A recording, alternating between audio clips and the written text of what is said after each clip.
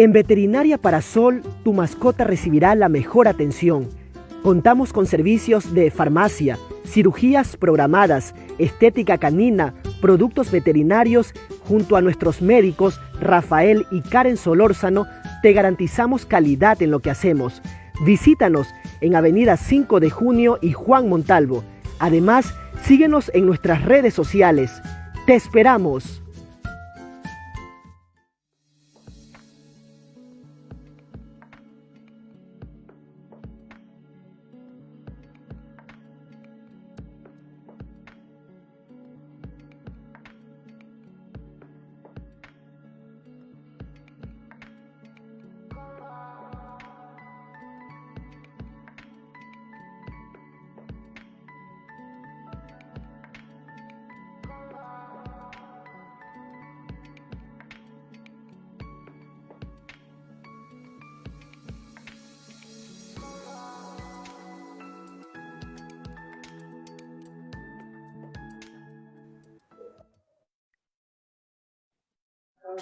¿Qué tal, amigos de Crónicas Invisibles? Sean todos bienvenidos a una emisión más del programa Mirada Latam. Bueno, el día de hoy tenemos un tema muy controversial, la cual, bueno, ya tiene algunos años, específicamente 2 años, la cual se viene recordando y recalcando, más que todo, el acuerdo de Escazú. ¿Será protección ambiental garantizada?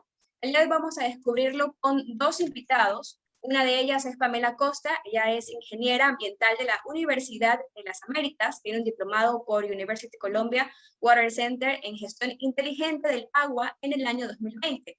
Es fundadora de Colloquium Ecuador, espacio de difusión de ideas e investigaciones para los jóvenes. Por otra parte, también tenemos a Franklin Soria, él es periodista, documentalista y director de prensa minera. Pamela Costa, bienvenida a Mirada Latam. Muchísimas gracias, Ana Belén. Es un gusto estar aquí con ustedes por parte de la Red Ecuador. Franklin, bienvenido también.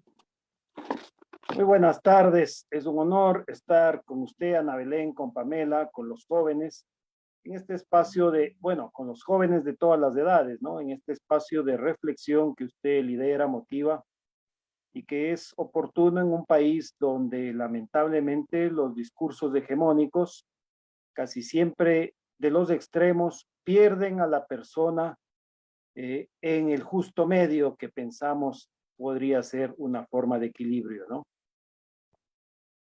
Yes. Entonces comenzamos con esta entrevista. Vamos a despejar ciertas dudas para que las personas puedan también entrar un poco en contexto acerca del acuerdo de Escazú. El pasado 22 de abril, en el Día Mundial de la Tierra, inició un nuevo ciclo político ambiental. Esperamos que el acuerdo de Escazú genere cambios sustanciales también para la región latinoamericana, que está afectada por la minería ilegal, asesinatos de activistas que defienden los bosques, ríos, entre otras prácticas nocivas para la biodiversidad.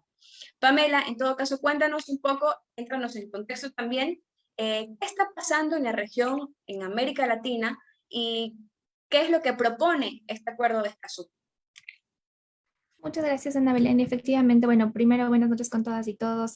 Es importante manifestar, creo que ahora desde los jóvenes, ¿no? La visión que tenemos los jóvenes frente a también al cambio climático, los diferentes ámbitos de la sociedad y la acción climática, en este caso, no nos hemos quedado atrás. Entonces es ahora cuando nuestras voces deben como salir aún más y estamos ahora exigiendo la participación plena, es decir, la participación de un derecho que debe prevalecer en la construcción de políticas públicas.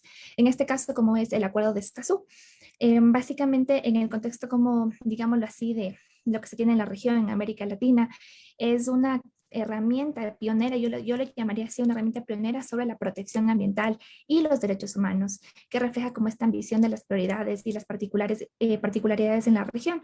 Este acuerdo regional básicamente se trata, ¿no?, sobre el acceso a la información, la participación pública, el acceso a la justicia en asuntos ambientales en América Latina y el Caribe.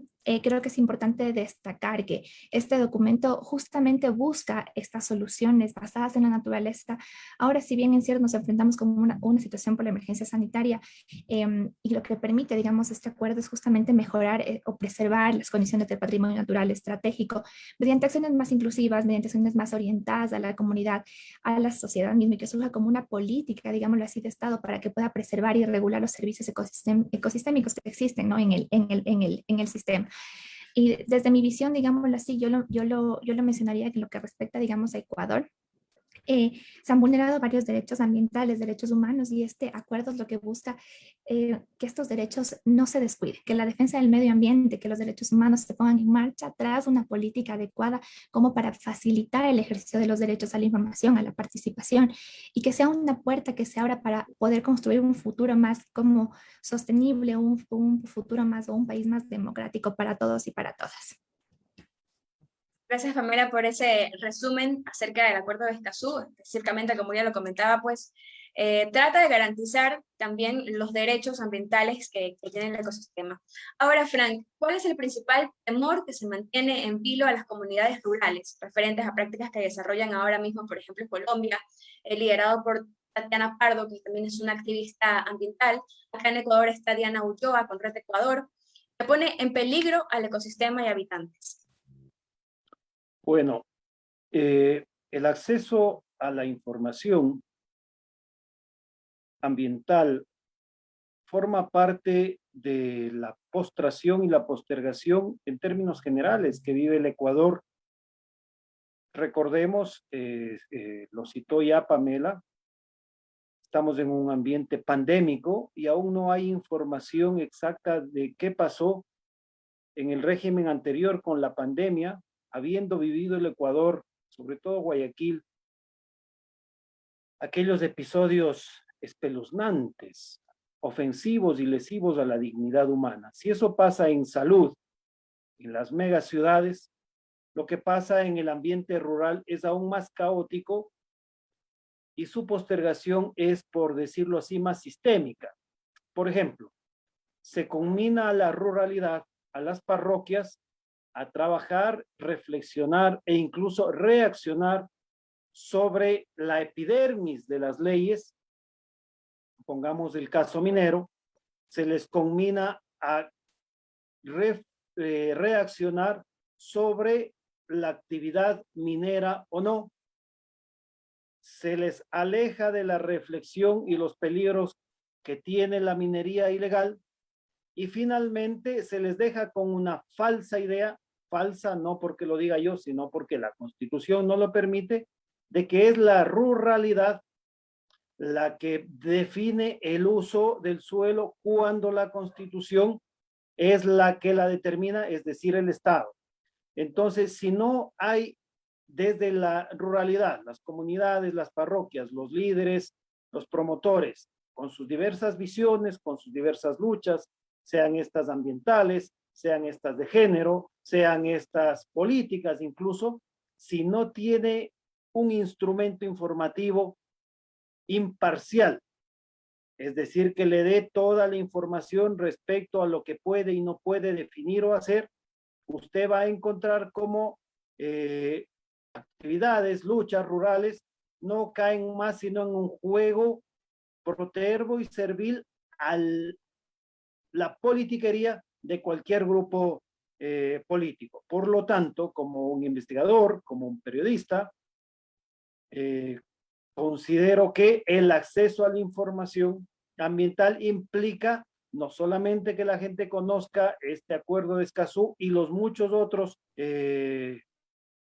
protocolos que ha firmado la humanidad a lo largo de su historia, bueno, al menos en el siglo XX y que defienden el ambiente, sino también el conocer el marco legal jurídico que actúa y permite o limita o garantiza, como es el caso de esta constitución garantista, valga la redundancia, la única en el mundo que otorga derechos a la naturaleza, pero que ya, vamos, al menos me parece 13 años de la constitución, vemos cómo la ruralidad y las ciudades contaminan los ríos, básicamente derivada de lo que podría ser una sobrepoblación humana o al menos una población humana sin un crecimiento ordenado, ni urbano ni rural.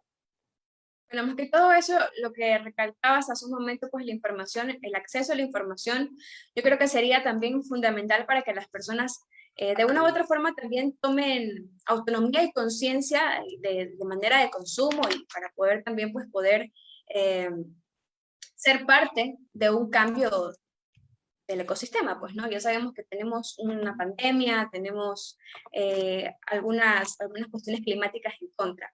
Ahora, Pamela, ¿cómo nace Escazú y qué objetivos pretende alcanzar? Bien, el acuerdo de Escazú es interesante porque nace a partir del principio 10 de la Declaración de Río, donde básicamente la Declaración de Río está en la Conferencia de las Naciones Unidas sobre Medio Ambiente e indica, digamos, esta importancia que la ciudadanía cuente con este acceso a la información, la participación y la justicia en cuestiones ambientales. Tiene varios objetivos, pero como los principales que yo creo que los rescato es primero el acceso a la información sobre un acceso a la información justo, equitativo, proyectos ambientales que podamos, ¿no? Que podamos diferenciar cuáles son afectados, cuáles son los beneficios sobre las decisiones responsables para una buena toma de decisiones. También este objetivo como el de gozar de un derecho al medio ambiente sano que también está establecido en la Constitución, al desarrollo sostenible con un enfoque integral, intergeneracional y también de ser consultadas estas o sea, más bien de consultar y participar en procesos de una toma de decisiones ambientales, que ahora básicamente lo podemos desde los jóvenes mismos, desde espacios de la sociedad civil, tipo en estas entrevistas podemos tener el poder de decisión para poder que los jóvenes estén más involucrados en este tipo de acuerdos. Otro objetivo que también lo rescato es el de acudir como esta justicia para las reparaciones del daño del ambiente, ¿no? Eso es interesante también, que se destaquen los principios también de la Constitución y también cómo crear o fortalecer, digamos, las capacidades de la cooperación entre países y entre las regiones, que es muy importante este acuerdo, básicamente parte también de estos objetivos.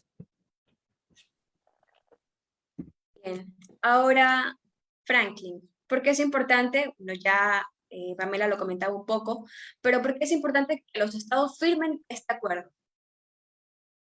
Bueno, es importante que los estados firmen esto y otros acuerdos donde se garanticen los derechos innatos que tienen primero los seres humanos, es decir, los derechos humanos y los derechos que tiene la naturaleza. Lamentablemente conocemos que no garantiza mucho que los estados firmen un acuerdo como este, porque puede haber políticos que lleguen a la presidencia de X país y tengan una visión distinta.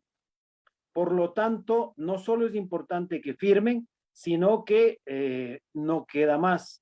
La única que puede ser la difusora, el puente entre la sociedad y el conocimiento de estos acuerdos son programas como los suyos, Ana Belén, de manera que la gente sepa y se entere que existe dicho acuerdo, que su país es firmante y que por lo tanto tanto el Estado como el gobernante deben y están en obligatoriedad de cumplir dichos parámetros y principios o incluso las normas positivas que esos acuerdos inducen, formen parte del ordenamiento jurídico de un país. Es importante que se firmen, pero más importante es que se conozcan y por supuesto, bueno, resulta ya avaricia esperar que se cumplan, pero para eso estamos, para exigir y esperar que se cumplan. Qué chistoso lo que comenta, ya está como el meme, pues, ¿no? Pero Sí, en todo caso, sí. pero en todo caso, justo me lleva a la siguiente pregunta, porque ¿cómo entonces logramos que este acuerdo se materialice con un cambio de paradigma? Por ejemplo, es decir, que sea una práctica social sostenible y que no se quede solamente en papel. Como ya lo comentaba Franklin, pues pueden haber muchos acuerdos, pueden haber muchas ideas, pero pueden haber muchas políticas públicas, de hecho, pero no se ejecutan como tal. No causan ningún tipo de impacto global o de impacto como tal. En todo caso, por ejemplo, las ODS, los Objetivos de Desarrollo Sostenible, ¿no? Si realmente está dando resultados, ¿qué creen ustedes? En este caso, Pamela, nos hemos quedado solo en las ideas.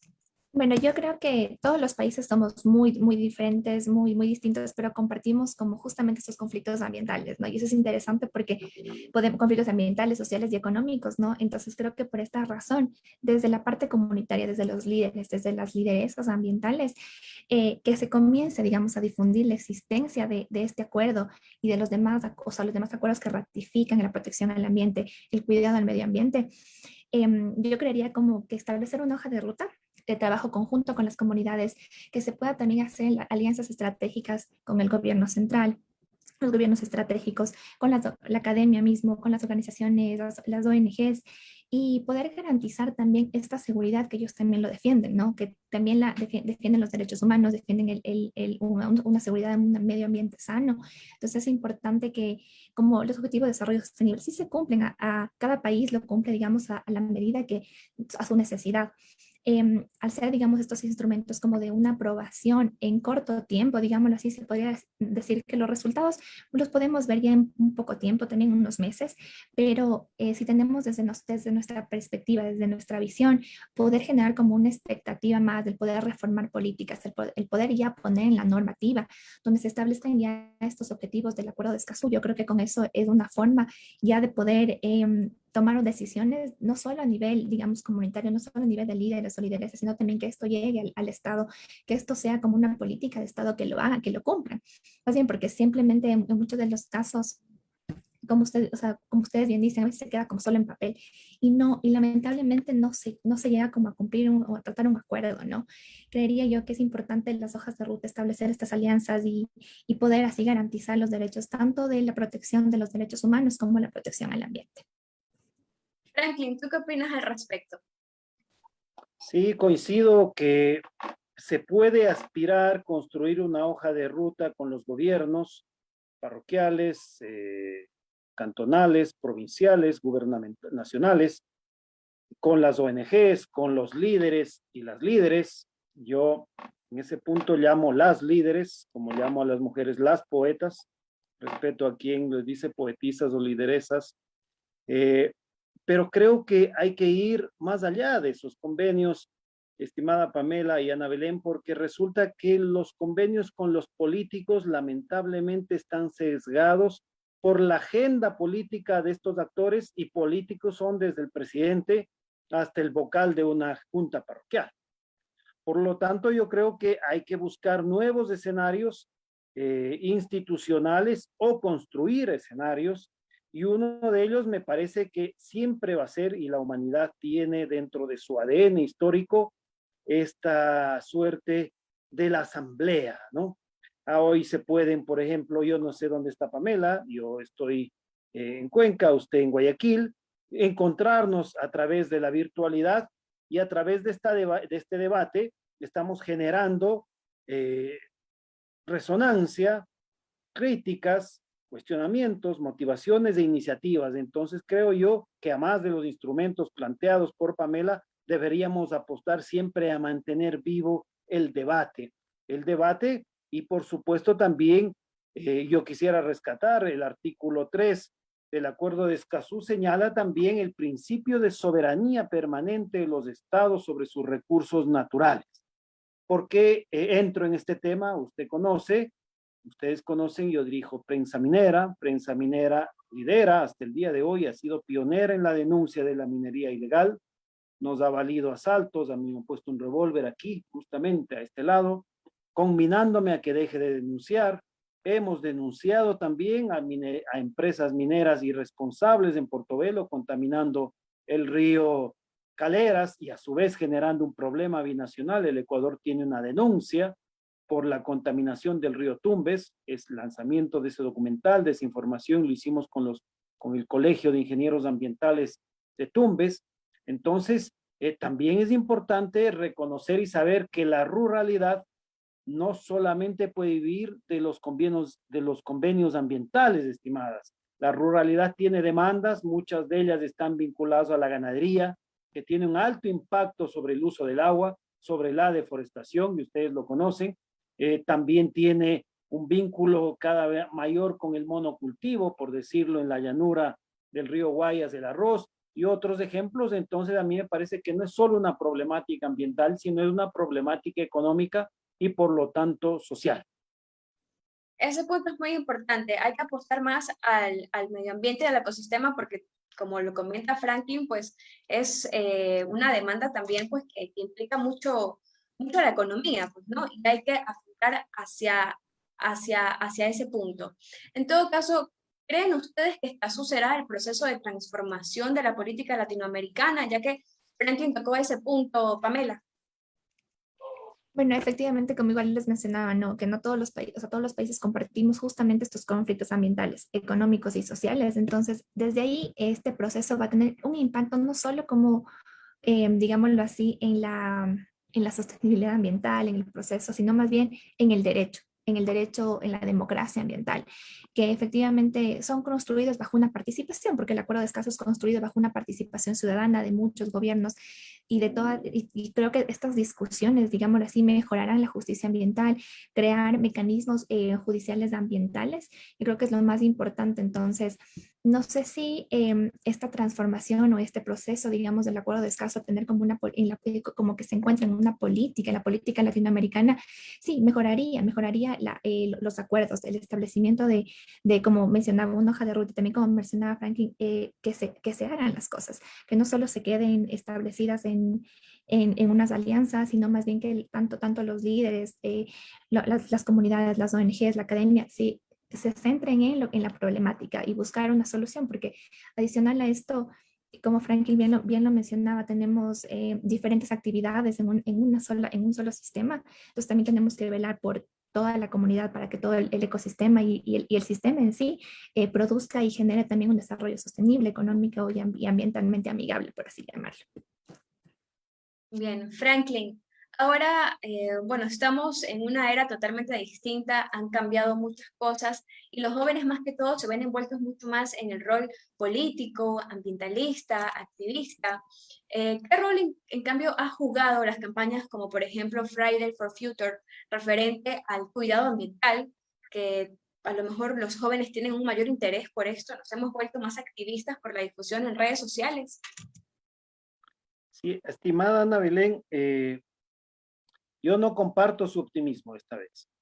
Yo creo que la discusión y esa sensación proambiental de la juventud urbana está divorciada de la realidad, porque normalmente los jóvenes citadinos son ecológicos, ¿no? Ecologistas, tienden al uso de la bicicleta, al uso del iPhone, pero desconocen totalmente o nunca en su vida se han planteado la posibilidad de con sus manos cavar un hueco en la tierra, transportar un árbol, sembrarlo, cuidarlo. Claro, la disculpa es de que nosotros vivimos en la ciudad. No obstante, yo siempre que recorro las ciudades y veo los parterres y veo las veredas, y digo, pero aquí entran muchos árboles. Y en los redondeles, donde las alcaldías gastan ingentes recursos en esculturas, no siempre ni siquiera estéticas, entra mucho espacio para los árboles y sobre todo para algo que es fundamental en la experiencia humana y que no puede reducirse, por muy digital que sea este siglo, a la mediatización de las redes sociales o de la tecnología. Uno es más ecologista cuando va y siembra un árbol, no hay ecologista sin relación directa con la realidad, no hay ecologista sin reforestación, no hay ecologista joven en las ciudades de Quito, Guayaquil, que puedan tener, para mí, una acotación un poco fuerte, casi una doble moral. Son críticos hipersensibles a lo que sucede en el campo, cuidado el monocultivo, cuidado la minería, cuidado la ganadería.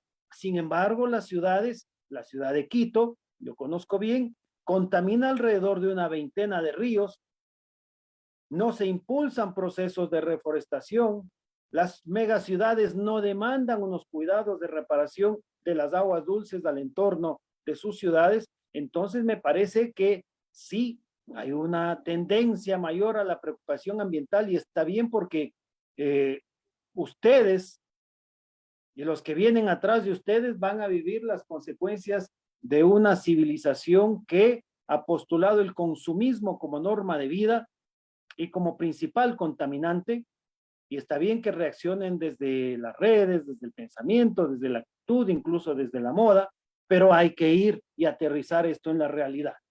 ¿Qué sería, cómo cambiaría el mundo si mañana hay una manifestación de jóvenes variopinto de cualquier tendencia política demandando que las alcaldías siembren en los redondeles árboles, en las veredas, que esto es una iniciativa de prensa minera, no importa quién lo implemente, que en el impuesto a la renta de las propiedades, quien tenga árboles en su terreno, en su casa, reciba un descuento y va a ver cómo estimulamos a través de esa disminución de un impuesto la reacción hacia la reforestación. Las ciudades verdes no son utopía.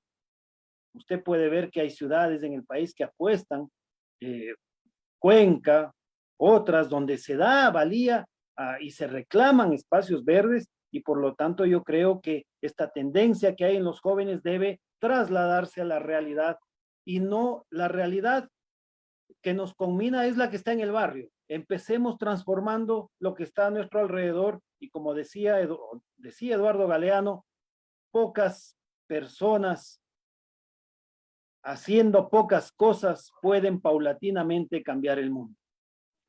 Así es, muchas gracias, Franklin. Pero, ¿qué opinas tú, Pamela? Tú que trabajas bastante con jóvenes, ¿cómo ves desde tu perspectiva esto? Yo creo que en cambio ahí, o sea, efectivamente esta participación, ¿no? O la creación de estos espacios para poder expresarse. Yo tengo como un pequeño igual espacio de difusión así rápidamente, donde he visto esa necesidad que los jóvenes buscan también como implantar sus ideas, sus investigaciones, y esto es como muy interesante ver que los jóvenes están como muy inmersos en lo que está pasando hoy en día, en la actualidad. Entonces, si bien es cierto el uso de las tecnologías ha reducido el gasto tipo de movilización, impresiones de boletines, también comida en los eventos que se daba, entonces es un gasto bastante, digámoslo, significativo a lo que se daba antes de la pandemia, y ahora los jóvenes utilizan más las redes sociales. Entonces estos medios de comunicación son más ágiles y más útiles para que cada uno de nosotros tengamos la facilidad de poder hacer movilizaciones, hacer campañas en nuestras redes sociales. Yo creo que desde nosotros, desde los jóvenes, desde la Red Agua Ecuador, hemos nosotros implantado esta acción como ambiental, esta acción de cuidar y proteger el recurso hídrico en nuestro caso, y lo hemos hecho, y lo estamos llegando a participar, a que la gente se involucre más, y es como, yo recalco todavía en esto, como que los jóvenes establezcan y mencionen su interés en el trabajar en conjunto, porque lo que nos gusta, digámoslo así, es establecer estas alianzas, tener más personas con las que podamos comunicarnos y poder expresar nuestras ideas.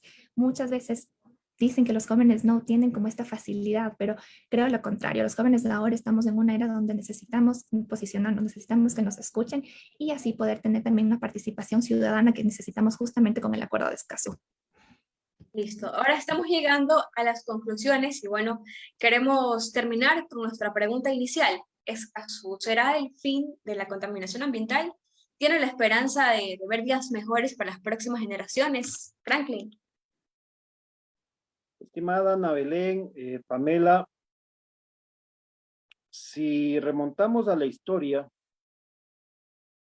y recordamos la Declaración de los Derechos Universales del Hombre allá en Francia, en la Revolución Francesa, la sociedad, al menos francesa o europea, sintió un remesón, y aquellas voces de libertad, fraternidad e igualdad empezaron paulatinamente a colmar y viajar como viajaban las mercancías, y finalmente, pues, o antes hubo la Revolución Americana y luego las revoluciones sociales que dieron la independencia a América Latina, y luego, después de la penosa y monstruosa experiencia de la Segunda Guerra Mundial, hubo una Declaración Universal de los Derechos Humanos. Sin duda, estos hitos éticos de la humanidad marcan una diferencia. Escazú va a marcar una diferencia, y creo y espero, o al menos debería ser así, una diferencia más inmediata, porque diga usted, en el 1789 podían esperarse 200 o 300 años, han pasado casi ya aquella cantidad que les señalo, para que haya transformaciones, e incluso así podemos ver que hay espacios donde el mundo, donde la desigualdad es monstruosa, Colombia es el país más desigual de América Latina. Eso explica la explosión de violencia. No obstante, la realidad no cambia por los acuerdos, pero estos hitos éticos sí detonan procesos en las sociedades y que, señalo, deberían ser más prontos, más ágiles, porque el espacio que tiene la humanidad dentro del amenazado ecosistema planetario es cada día menor. Por lo tanto, espero que este acuerdo, a través, sobre todo de la actividad de ustedes y de quienes hacemos periodismo independiente, genere reacción social. Y la reacción social debe finalmente expresarse en un cambio de actitud. No hay transformación sin conciencia personal, ¿no? Definitivamente me quedo con esa última parte. Pamela, un breve rasgo que ya estamos terminando esta entrevista, por favor. Sí, bueno, efectivamente, igual concuerdo mucho con Franklin. Creo que el acuerdo de Escazú sí es un punto de partida ahora para desde la política pública, desde poder decidir si nos enfrentamos a una era, digámoslo así, nueva de reducir la contaminación ambiental. Creo que ahora todos estamos más conscientes, ya no estamos tan alejados de la realidad en la que hemos vivido. Vivimos un año de pandemia donde vimos cambios significativos en el medio ambiente, en el ecosistema. Entonces, con este acuerdo de Escazú, quizá volveríamos más bien que desde la normativa, desde las políticas y desde todos nosotros podamos tener esta conciencia, esta mayor práctica, esta mayor generación de una política ambiental responsable, equitativa y justa, que es lo que nos dice el acuerdo de Escazú. Y agradeciéndoles a cada uno de ustedes desde la Red Agua Ecuador por este espacio. Gracias también, Pamela, por acompañarnos. Asimismo, Franklin Soria, hemos llegado a la conclusión de esta breve entrevista, debate también, pues esperamos que lo disfruten y compartan esta información para que llegue a más personas. Franklin, Pamela.